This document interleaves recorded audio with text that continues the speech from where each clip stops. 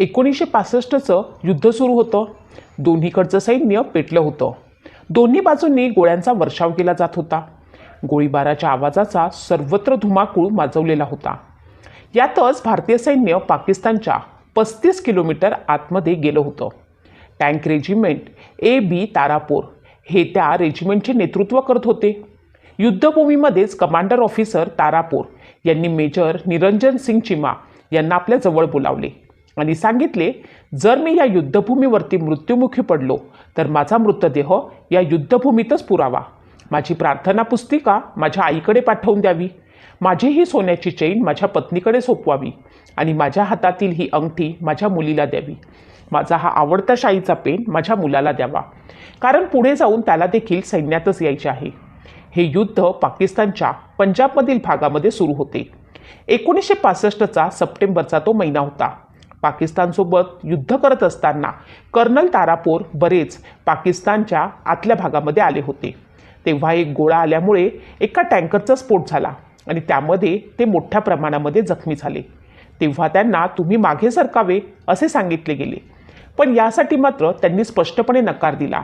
ते म्हणाले, जर मीच जखमी झालो म्हणून मागे सरकलो तर माझ्या या सैनिकांचं मनोबल कोण वाढवेल. त्यांना खूप त्रास होत होता, पण ते मागे सरकले नाहीत. त्यांची पलटण पुणे फोर्सला चाविंडा आपल्या ताब्यात घ्यायचं होतं. त्याप्रमाणे ते पुढे सरकत होते आणि त्यांनी पाकिस्तानमधील सियालकोटमध्ये प्रवेश मिळवला होता. 1 एप्रिल 1951 रोजी ते पुणे फोर्समधील नियुक्त करण्यात आले होते. 1965च्या भारत-पाक युद्धातील सर्वात मोठे टँक लढाई सियालकोट सेक्टरमधील फिलोरा येथे झाली. कलोई फिलोरा अक्षावरती भारतीय सैन्याच्या दक्षिणेकडील हल्ल्यादरम्यान लेफ्टनंट कर्नल तारापूर यांच्या नेतृत्वाखाली 17व्या फोर्सनं उजव्या बाजूने प्रगती केली. 11 सप्टेंबर 1965 रोजी फिलोरा ताब्यात घेण्यासाठी मुख्य चिलखतीचा हल्ला करण्याचे काम रेजिमेंटला सोपवण्यात आले. त्यांनी मागून फिलोरावर अचानक हल्ला करण्याचा निर्णय घेतला. आश्चर्यचकित करण्यासाठी जेव्हा रेजिमेंट फिलोरा आणि चाविंडा दरम्यान पुढे जात होती, तेव्हा अचानक वजीरवली येथील शत्रूच्या जड चिलखतीनं त्यांचा प्रतिहल्ला केला. अनेक चकमकी सुरू झाल्या. ऑगस्टमध्ये ऑपरेशन जिब्राल्टरमध्ये पाकिस्ताननं काश्मीरमध्ये मोठ्या प्रमाणात घुसखोरीचा प्रयत्न केला. 5 ऑगस्ट रोजी पाकिस्तानी सैनिकांनी काश्मीरी स्थानिकांच्या वेशात नियंत्रण रेषा ओलांडली आणि काश्मीरमधील विविध भागात गेले. स्थानिकांनी पाकिस्तानी सैन्याच्या उपस्थितीची माहिती दिल्यानंतर भारतीय सैन्याचे अनेक वेशात पाकिस्तानी सैनिकांना पकडले आणि घुसखोरीची कारवाई हाणून पाडली. 1 सप्टेंबर रोजी पाकिस्ताननं भारतीय सैन्याला पुरवठा मार्ग बंद करणारे महत्त्वाचे ठिकाणं ताब्यात घेण्यासाठी ऑपरेशन ग्रँड स्लॅम नावाचा प्रतिहल्ला सुरू केला. ही योजना अखेर भारतीय सैन्यानं उधळून लावली. नंतर 6 सप्टेंबर रोजी भारतीय सैन्याने रॅडक्लिफ रेषा ओलांडली, ज्यामुळे 1965च्या भारत-पाकिस्तान युद्धाची अधिकृत सुरुवात झाली. भारतीय कॉर्प्सला सियालकोट सेक्टर ताब्यात घेण्याची जबाबदारी देण्यात आली होती. पुना हॉर्स हे कॉर्प्सशी संलग्न असलेल्या पहिल्या आर्मर्ड डिव्हिजनचा भाग होते. लाहोरपासून सियालकोट वेगळे करण्याचे काम त्यांच्यावरती सोपवण्यात आले होते. 11 सप्टेंबर 1965 रोजी पुना हॉर्सने फिलोरावरती हल्ला केला. पाकिस्तानी लोकांना आश्चर्यचकित करण्यासाठी फिलोरावरती मागून हल्ला करण्याचा निर्णय घेण्यात आला. लेफ्टनंट कर्नल तारापोर यांच्या नेतृत्वाखालील रेजिमेंटचा एक भाग चाविंडा येथून फिलोरावरती हल्ला करत असताना त्यांना वजीरवालीकडनं येणाऱ्या पाकिस्तानी चिलखतींचा सामना करावा लागला. तारापोरने आपली जमीन रोखली आणि शत्रूच्या टँक आणि तोफखान्याच्या गोळीबारात फिलोरावरती हल्ला केला. जखमी झाल्यावर त्यानं बाहेर पडण्यास नकार दिला. 14 सप्टेंबर रोजी त्यांच्या रेजिमेंटने वजीरवाली यशस्वीरित्या ताब्यात घेतलं. 16 तारखेला त्यांनी 9 डोगरा आणि 8 गढवालच्या पाठिंब्यानं बुटूर डोगराडी यांच्या पाठिंब्यानं जस्सोरन ताब्यात घेण्यासाठी प्रगती केली. नंतरच्या लढाईत त्यांच्या टँकला अनेक वेळा धडक बसली. तारापोर हे प्राणघातक जखमी झाले आणि त्यांच्या जखमांमुळे ते मरण पावले. त्यांच्या नेतृत्वाखाली रेजिमेंटनं 60 पाकिस्तानी रणगाडे उद्ध्वस्त केले होते, तर भारतीयांना 9 रणगाडे नुकसान सहन करावे लागले. एका वृत्तानुसार त्यांच्या अंत्यसंस्काराच्या वेळी पाकिस्तानी रणगाड्यांनी आग रोखली होती. तारापोर यांना मरणोत्तर परमवीर चक्रानं सन्मानित करण्यात आले.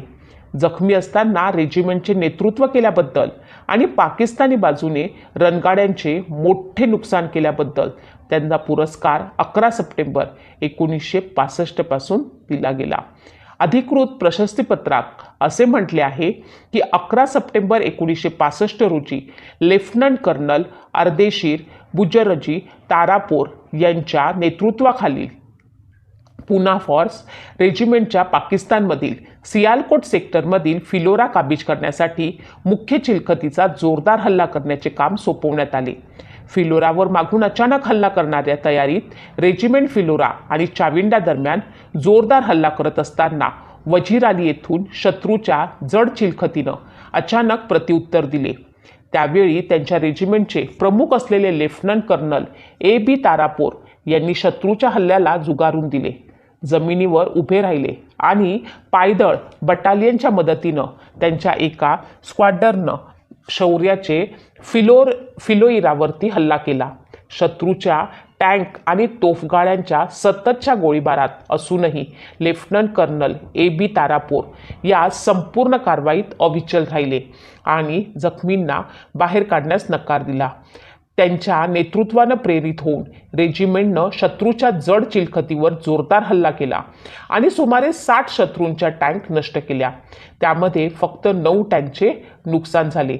जेव्हा लेफ्टनंट कर्नल A.B. तारापोर प्राणघातक जखमी झाले तेव्हा रेजिमेंट शत्रूला झुगारत राहिली. 6 दिवस चाललेल्या या शौर्यपूर्ण कारवाईत लेफ्टनंट कर्नल A.B. तारापोर यांनी दाखवलेले शौर्य भारतीय सैन्याच्या सर्वोच्च परंपरेला अनुसरून आहे. त्यांच्या पत्नीनं तारापोर यांच्या वतीनं भारताच्या राष्ट्रपतींकडनं हा पुरस्कार स्वीकारला. नंतर त्यांची स्वतःची प्रकृती बिघडल्यानं तो रेजिमेंटकडे सोपवण्यात आला आणि त्यांच्या क्वार्टर गार्डमध्ये जतन करण्यात आला. 2009 जम्मूमधील युद्धस्मारक असलेल्या बलिदान स्तंभानं 1965च्या युद्धातील शहीदांसाठी अर्धपरिघात उभारलेल्या खांबावरती त्यांचे नाव कोरून त्यांना श्रद्धांजली वाहिली. जम्मू आणि काश्मीरमध्ये शहीद झालेल्या परमवीर चक्र पुरस्कार विजेत्यांसह त्यांचे नाव शाश्वत ज्योतीजवळ आणि अर्धपरिघाच्या भिंतीवरती रिलीफ भिंतीचित्र म्हणून प्रदर्शित केले गेले. अर्देशीर बुजोर्जी तारापोर यांचा जन्म 18 ऑगस्ट 1923 रोजी मुंबईत एका पारसी कुटुंबात झाला. तारापोरच्या पूर्वजांपैकी एक असलेले रतनजीबा हे छत्रपती शिवाजी महाराजांच्या कारकिर्दीत लष्करी नेते होते. तारापोर हे कुटुंबाचे नाव महाराष्ट्रातील तारापूर गावाचे नाव होते. रतनजीबांच्या ताब्यात असलेले ते प्रमुख गाव होते. नंतर तारापोरचे आजोबा हैदराबादला स्थलांतरित झाले आणि हैदराबादच्या निजामाच्या सीमाशुल्क आणि उत्पादन शुल्क विभागात काम करू लागले. त्यांचे वडील B.P. तारापोर फारसी आणि उर्दू भाषांचे अभ्यासक होते. ते त्याच सीमाशुल्क आणि उत्पादन शुल्क विभागात काम करत होते. तारापोर वयाच्या 7व्या वर्षी पुण्यातील सरदार दस्तूर बॉईज बोर्डिंग स्कूलमध्ये दाखल झाले. त्यांना शैक्षणिक विषयाकडे चांगली कामगिरी करता आली नाही, परंतु ते एक चांगले खेळाडू होते. त्यांनी 1940 त्यांचे शालेय शिक्षण पूर्ण केले आणि त्याच वर्षी ते शाळेचे कॅप्टन होते. हैदराबाद आर्मीमध्ये कमिशनसाठी अर्ज केल्यानंतर लवकरच त्यांची निवड झाली. त्यांनी त्यांचे प्रारंभिक प्रशिक्षण गोलकोंडा येथील ऑफिसर्स ट्रेनिंग स्कूल OTS आणि बँगलोर येथील OTS येथे पूर्ण केले. 1 जानेवारी 1942 रोजी त्यांना 7व्या हैदराबाद इन्फंट्रीमध्ये सेकंड लेफ्टनंट म्हणून नियुक्त करण्यात आले. आदी म्हणून प्रसिद्ध असलेले तारापोर हे पायदळात सामील होण्यास नाखुश होते, कारण त्यांना एका आर्मर्ड रेजिमेंटमध्ये सामील व्हायचे होते. हैदराबाद राज्य दलाचे तत्कालीन commander in chief major general Syed Ahmed El Edroos यांच्या बटालियनची तपासणी करत असताना एका जिवंत दारुगोळा प्रशिक्षण सरावादरम्यान एक जिवंत ग्रेनेड चुकून खाडीच्या भागात पडला. तारापोर यांनी ते लगेच उचलले आणि फेकून दिले. ग्रेनेड हवेत स्फोट झाला आणि त्यांच्या छातीवरती जखमा झाल्या. मेजर जनरल एड्रूस यांनी त्यांच्या कृती पाहिल्या आणि ते प्रभावित झाले. त्यांनी तारापोर यांना त्यांच्या कार्यालयात बोलावून त्यांचे अभिनंदन केले. तारापोर यांनी आर्मंड रेजिमेंटमध्ये बदलीची विनंती करण्याची संधी घेतली. जनरलने सहमती दर्शवली आणि त्यांना पहिल्या हैदराबाद इम्पिरियल सर्व्हिस लॉन्सर्समध्ये स्थलांतरित केले. दुसऱ्या महायुद्धादरम्यान तारापोर आणि त्यांच्या युनिटनं कारवाई पाहिली आणि युद्धाच्या मध्य पूर्वेकडील भागात सेवा दिली. 1948 ऑपरेशन पोलोच्या परिणामी हैदराबाद भारतीय संघराज्यात विलीन झाले आणि त्यांच्या सैन्याचे भारतीय सैन्यात विलिनीकरण झाले. तारापोर यांची भारतीय सैन्यात निवड झाली आणि 1 एप्रिल 1951 रोजी त्यांना कॅप्टन म्हणून नियुक्त करण्यात आलं. अशा प्रकारे तारापोर हे एक असे सैनिक होते की ज्यांनी लढता लढता पाकिस्तानी सैन्याचे 60 टँक उडवले. त्यांचं शौर्य पाहून पाकिस्तानी सैन्यानं तो टँक पाकिस्तानात घेऊन गेले. तारापोर यांची प्रशंसा फक्त भारतीय सैन्यातच नाही तर पाकिस्तान सैन्यात देखील होत असे. पाकिस्तानी सैन्याचे निर्देशक आणि मिलिटरी ऑफिसर कुल हसन खान यांनी आपल्या आत्मकथेत लिहिलेले आहे की कर्नल निसार खान यांनी मला सांगितले होते की तारापोर हे एक उत्कृष्ट कर्नल होते. त्यांनी आपल्या सैन्याला दिलेली आज्ञा खूप प्रभावी असत असे. तारापोर यांच्या टँकवरती जेव्हा पाकिस्ताननं सैन्यानं एक गोळा पडला तेव्हा त्यामध्ये तारापोर पूर्णपणे जखमी झाले आणि शहीद झाले.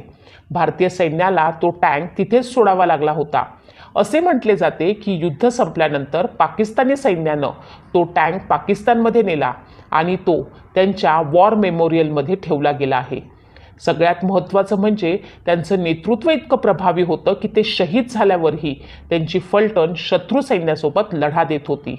या बहादूर सैनिकानं शत्रूच्या जमिनीवर शत्रूला सळो की पळो करून सोडलं होतं. या शूरवीर सैनिकाला शतशः प्रणाम. ही माहिती जास्तीत जास्त लोकांपर्यंत पोचवा. चॅनलवर नवीन